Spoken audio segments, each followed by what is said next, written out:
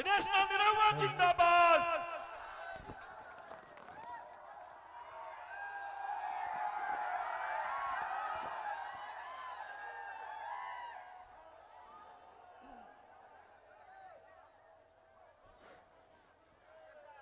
बोलिए भारत माता की।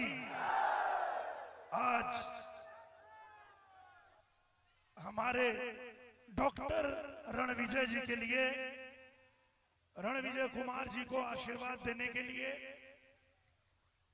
हमारे बड़े बुजुर्ग नौजवान साथी, माताएं, बहनें, सभी लोग यहां इतनी देर से उपस्थित हैं। आप सबका प्यार, आप सबका आशीर्वाद बिहार को आगे ले जाने के लिए, बिहार में जो रफ्तार है, इस रफ्तार को और आगे बढ़ाने के लिए हम सब लोग आज घूम घूम कर आशीर्वाद मांग रहे हैं, हाथ जोड़ के विनती कर रहे हैं। तो निरहुआ रिक्शा वाला भी आपसे विनती करने आया है। निरहुआ रिक्शा वाला भी हाथ जोड़ के यह विनती करे आइल बा कि बिहार के रफ्तार रुके के ना चाहिए। एक समय वो भी था जब हम लोग बिहार आते थे तो लोग कहते थे कि जहां लौके ना खम्भा पे बिजली के तार तो जनिया बिहार आ गई। वो जंगल राज उसको खत्म करके एनडीए की सरकार जब आपने चुना तो हमारे बिहार ने रफ्तार पकड़ लिया। आज बिहार में बिजली भी है, आज बिहार में सड़कें भी है, आज बिहार में नई नई ट्रेनें भी चल रही हैं। आज हमारे बिहार का युवा, हमारे बिहार के नौजवान दुनिया में कहीं जा रहे हैं तो छाती ठोक के कह रहे हैं, हाँ हम बिहारी हैं जी, थोड़े संस्कारी हैं जी। चाहे मुंबई हो, चाहे दिल्ली हो, चाहे मंगलोर हो, भारत के किसी भी कोने में खड़े होते हैं तो सीना ठोक के कहते हैं कि हाँ हम बिहारी हैं। और ये गौरव एनडीए सरकार ने हमें दिया है। आज यहां कोई अपराध करके बच नहीं सकता। हम वहां से आते हैं जहां बुलडोजर बाबा की सरकार है, और बुलडोजर बाबा ने कहा कि अगर अपराध करोगे तो सीधा यमराज के पास पहुंचा देंगे। उसी की देन है कि आज दुनिया से कोई भी आता है तो उत्तर प्रदेश में फैक्ट्री लगाने की बात करता है, उत्तर प्रदेश में रोजगार लगाने की बात करता है। वो इसलिए करता है, उसे पता है कि यहाँ कानून का राज है, बुलडोजर बाबा का राज है। यहाँ कोई छिनैती नहीं कर सकता, कोई फिरौती नहीं कर सकता। ये वही बिहार है भैया, जहां कोई बाहर से कमा के आता था, एक अपना कमरा बनवाता था, अपना घर बनवाता था, तो ये गुंडे फिरौती मांगने आ जाते थे, घर बनवा रहे हो 10 लाख दे दो। कैसे रोजगार लगता है यहां? ऐसे गुंडों के रहते राज में कभी भी रोजगार लग सकता है? नहीं लग सकता है। रोजगार वहां लगता है जहां कानून का राज होता है, जहां कानून का डर होता है कि अगर किसी व्यापारी को, किसी अधिकारी को, किसी व्यवसायी को अगर आप कट्टा दिखाओगे, धमकाओगे तो आपका इलाज हो जाएगा। जब गुंडे डरते हैं तब जाके वहां फैक्ट्री लगती है, वहां सड़कें बनती है, वहां रोजगार लगता है। तो जो गड्ढा उन लोगों ने खोद के रखा था, उस गड्ढे को एनडीए सरकार ने पाट दिया, बिहार में बिजली दे दिया, बिहार की सड़कें दुरुस्त हो गई, बिहार में हाईवे बनने लगे, बिहार में इंफ्रास्ट्रक्चर बनने लगा। तो अब ये एनडीए की सरकार ही है जो बिहार में फैक्ट्री भी लगाएगी। जो बिजली दिया वही ना फैक्ट्री लगाएगा। तो इसीलिए हम कहते हैं कि भोजपुरिया जवान ना ही सहेला गुमान, बाई बतिया के गावे गावे हाला, निरहुआ रिक्शा वाला, निरहुआ रिक्शा वाला। और निरहुआ रिक्शा वाला की पहचान है जे ना गरीब संग करे इंसाफ हो।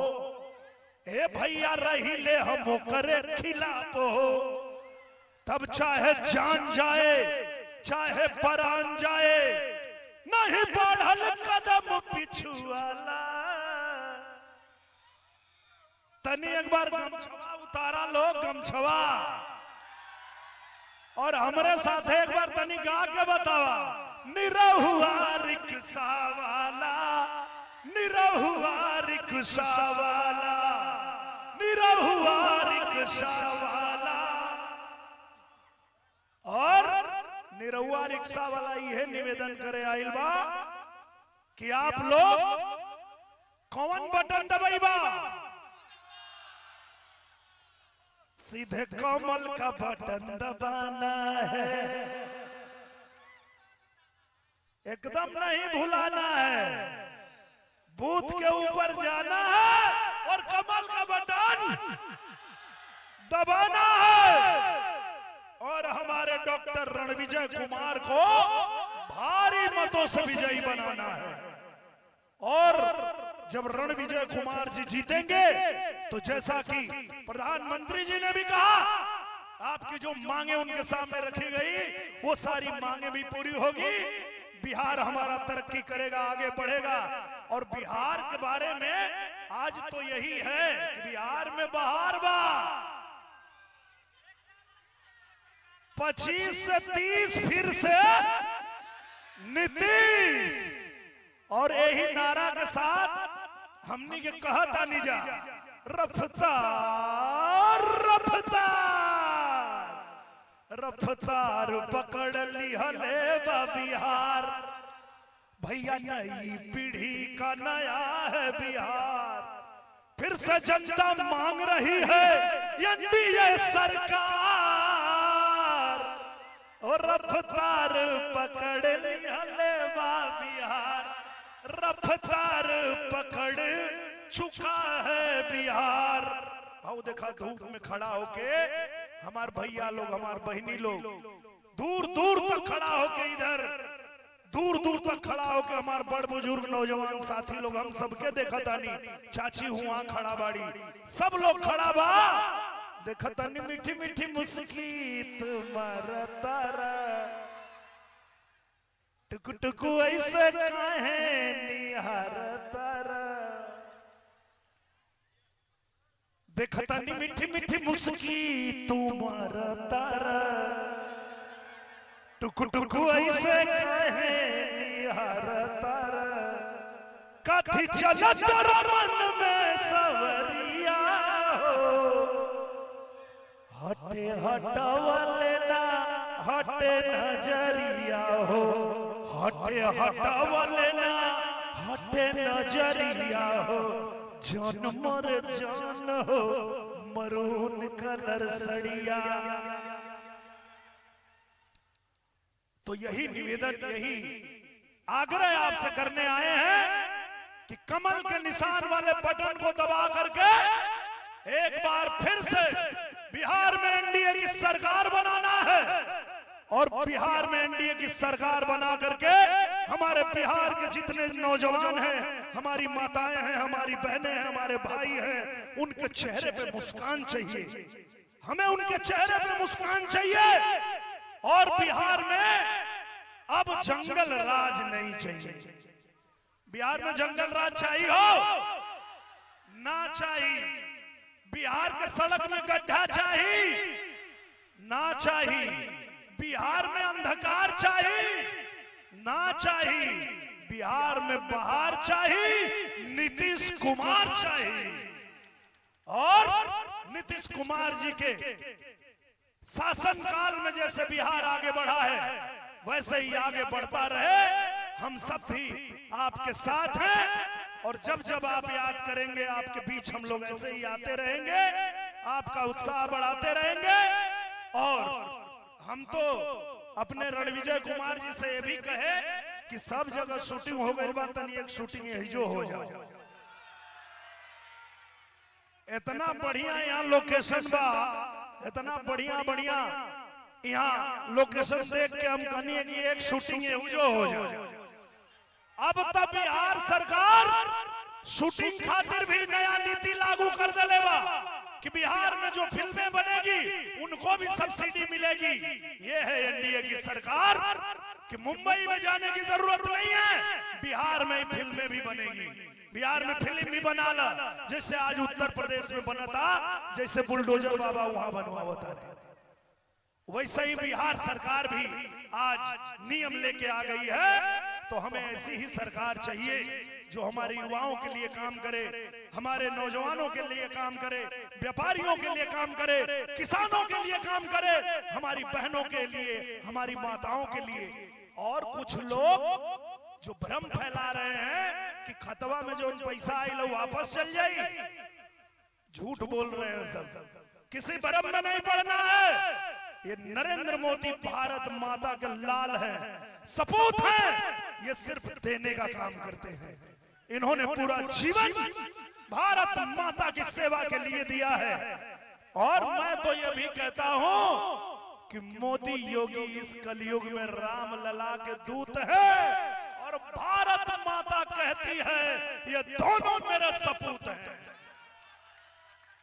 तो पूरा बिहार आज ललकार के कह रहा है।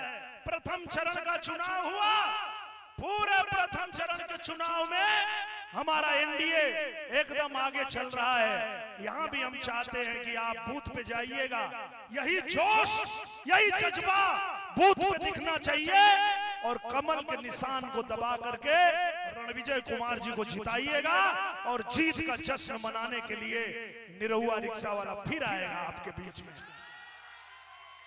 और मैं चाहता हूं कि आप सभी लोग एक बार हाथ उठाइए और रणविजय कुमार जी के लिए आशीर्वाद दीजिए, जयकारा लगाइए। बोलिए भारत माता की, भारत माता की जय, जय श्री राम। बहुत बहुत धन्यवाद।